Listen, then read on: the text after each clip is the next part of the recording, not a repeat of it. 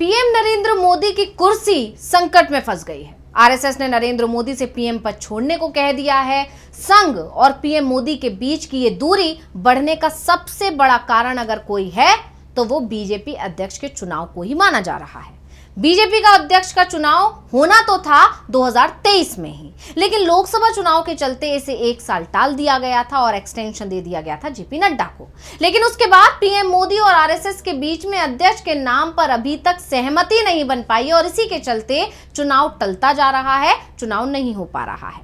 JP Nadda की जगह लेने वाले नेता का नाम सामने नहीं आ पा रहा है। हालांकि कई नामों पर चर्चा चल रही है, लेकिन सहमति नहीं बन रही, इसलिए नाम भी सामने नहीं आ रहा, जिस कारण से राज्य संगठन के चुनाव की प्रक्रिया भी धीमी गति से चल रही है। हालांकि जानकारों का कहना है कि धीमी चलवाई भी जा रही है। खैर, इस पर भी आगे चर्चा करेंगे, लेकिन अध्यक्ष चुनाव को लेकर यह कहा जा रहा है कि पीएम मोदी और अमित शाह अपनी पसंद के व्यक्ति को इस पद पर चाहते हैं, जबकि आरएसएस यानी कि संघ की तरफ से साफ कर दिया गया है कि इस बार जो भी अध्यक्ष बनेगा वो आरएसएस की पसंद का होगा, ना कि बीजेपी हाईकमान की पसंद का।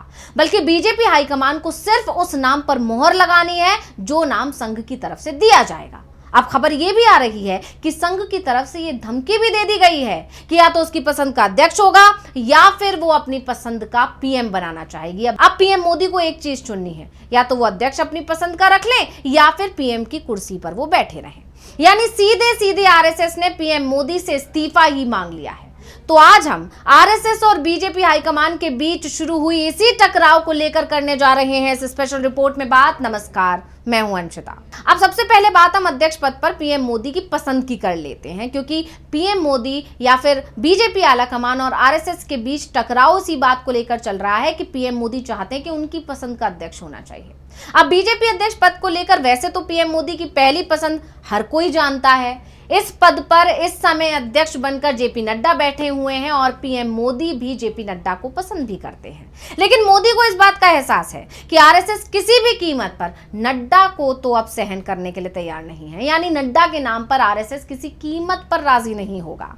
नड्डा ने लोकसभा चुनाव के समय संघ पर जो तीखा हमला बोला था, उसके बाद से बीजेपी और संघ के रिश्ते ही सवालों में आ गए थे। हालांकि कुछ जानकार ये भी दावा करते हैं कि जेपी नड्डा ने जो बयान दिया था वो कहीं ना कहीं आलाकमान के इशारे पर ही दिया था, क्योंकि आलाकमान की तरफ से ऐसा कोई बयान भी नहीं आया बाद में कि वो इस बयान से किनारा करते हैं या खंडन करते हैं। उनकी चुप्पी को उनकी मौन स्वीकृति मान लिया गया और इसी के चलते संघ और बीजेपी आलाकमान के रिश्ते और ज्यादा तल्ख होते जा रहे हैं।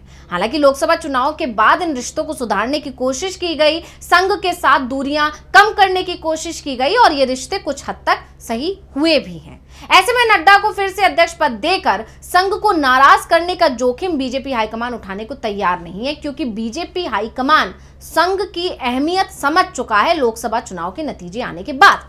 ऐसे में हरियाणा के सीएम मनोहर लाल खट्टर पीएम मोदी की अब पहली पसंद बन गए हैं। खट्टर और पीएम मोदी के रिश्ते पहले से ही काफी अच्छे रहे हैं। हरियाणा में जब 2014 में बीजेपी की पहली बार सरकार बनी थी तो उस समय भी मोदी की करीबी के चलते ही खट्टर सीएम बन पाए थे और अब खट्टर को बीजेपी का अध्यक्ष बनाए जाने की तैयारियां शुरू हो गई हैं। खट्टर के नाम पर बीजेपी के अंदर सहमति भी बनती दिखाई दे रही है। वैसे अगर खट्टर के नाम पर पीएम मोदी की मोहर लग जाती है तो बीजेपी के अंदर उनके नाम को कोई चुनौती भी नहीं मिलेगी, क्योंकि मोदी और शाह के किसी भी फैसले को चुनौती देने की ताकत तो पार्टी के अंदर किसी भी नेता में है ही नहीं और ये ही एक संघ के लिए टेंशन की बात है। लेकिन खट्टर के नाम पर फिर भी पेच फंसे हुए दिखाई दे रहे हैं, क्योंकि आरएसएस की तरफ से जब तक खट्टर के नाम पर मोहर नहीं लगाई जाएगी तब तक उनके नाम पर सहमति नहीं बन पाएगी। बीजेपी अध्यक्ष चुनाव को लेकर परंपरा लगातार चली आ रही है कि पार्टी अध्यक्ष का चुनाव निर्विरोध होता है या पहले अध्यक्ष के नाम पर सहमति बन जाती है, उसके बाद ही चुनाव की प्रक्रिया शुरू होती है। और इस बार अभी तक सहमति ही नहीं बन पाई है तो चुनाव प्रक्रिया शुरू हो ही नहीं पा रही है और चुनाव प्रक्रिया शुरू नहीं होगी तब तक बीजेपी अध्यक्ष का चुनाव हो ही नहीं पाएगा।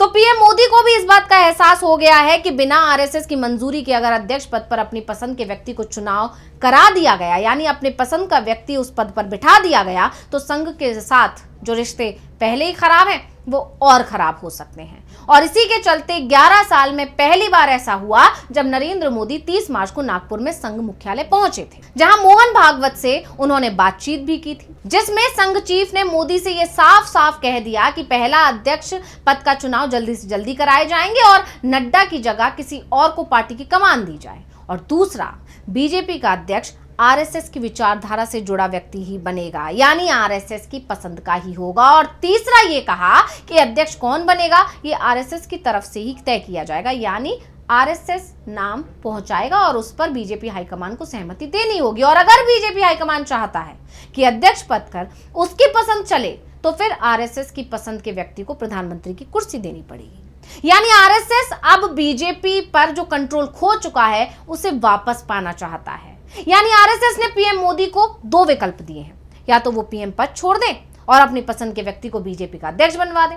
वैसे भी नरेंद्र मोदी 75 साल के होने वाले हैं, 17 सितंबर को 75 साल के हो जाएंगे, और जो नियम पीएम मोदी ने ही बनाए हैं कि 75 साल की उम्र होते ही सियासत से रिटायर होना चाहिए, वो नियम अब उन पर भी लागू हो सकता है। वैसे महाराष्ट्र के सीएम देवेंद्र फडणवीस साफ कह चुके हैं कि नरेंद्र मोदी पर 75 साल का नियम लागू नहीं होगा। उनके नेतृत्व में बीजेपी 2029 का चुनाव भी लड़ेगी। ऐसे में दूसरा सवाल है कि अगर नरेंद्र मोदी पीएम पद नहीं छोड़ते हैं तो संघ की तरफ से शर्त रख दी गई है कि फिर बीजेपी का अध्यक्ष का नाम संघ की तरफ से ही दिया जाएगा। संघ के नेताओं का कहना है कि बीजेपी अपने विचारधारा से भटक गई है। ऐसे में शीर्ष पद पर अब आरएसएस से जुड़े व्यक्ति का होना बहुत ज्यादा जरूरी हो गया है। हालांकि इसका दूसरी जो वजह निकल कर आ रही है वो यही है कि आरएसएस की अब चल नहीं रही है और आरएसएस बिल्कुल भी नहीं चाहता कि बीजेपी पर जो उसका कंट्रोल था वो पूरी तरह खत्म हो जाए। लेकिन बीजेपी हाईकमान की परेशानी ये है कि संघ की तरफ से जो नाम सामने आ रहे हैं उससे मोदी और शाह परेशानी में घिर जाएंगे, ये तय माना जा रहा है। यानी संघ किसी ऐसे व्यक्ति को बिठाना चाहता है उस पद पर जो पीएम मोदी और अमित शाह की कठपुतली ना हो, यानी पीएम मोदी और अमित शाह अध्यक्ष के हिसाब से चले, ना कि अध्यक्ष पीएम मोदी और शाह के हिसाब से चले। और इसी के चलते पेच फंसा हुआ है। पहले तो दावा यहां तक किया जा रहा था कि भागवत ने सीधे सीधे बीजेपी हाईकमान के सामने संजय जोशी का नाम रख दिया है, लेकिन संजय जोशी के नाम पर पीएम मोदी और अमित शाह किसी भी कीमत पर सहमति देने को तैयार नहीं है। और दूसरी तरफ बीजेपी अध्यक्ष के चुनाव को लेकर संजय जोशी भी सक्रिय हो गए हैं। ऐसे में बीजेपी हाईकमान दबाव में दिखाई दे रहा है। वैसे पीएम मोदी ने मनोहर लाल खट्टर का नाम आगे बढ़ाकर संघ की एक शर्त तो मानने के संकेत दे दिए हैं कि अध्यक्ष पद संघ की विचारधारा से जुड़े व्यक्ति को दिया जाएगा। खट्टर आरएसएस के प्रचारक रह चुके हैं, ऐसे में उनके नाम पर विरोध संघ की तरफ से नहीं होगा और पीएम मोदी भी अपनी कुर्सी सुरक्षित बनाए रखने में कामयाब रहेंगे। ऐसे में देखना यह होगा कि खट्टर के नाम पर दोनों के बीच सहमति बनेगी या नहीं बनेगी, और अगर नहीं बनेगी तो फिर अध्यक्ष पद पर किसे बिठाया जाएगा? क्या पीएम मोदी की कुर्सी जाएगी या पीएम अपनी कुर्सी बचाए रखने के लिए संघ की पसंद के आगे सरेंडर कर देंगे? तो रिपोर्ट आपको कैसी लगी हमें कमेंट करके अपनी राय जरूर दीजिएगा। इसी के साथ मुझे दीजिए इजाजत। देखते रहिए टीवी लाइव। नमस्कार।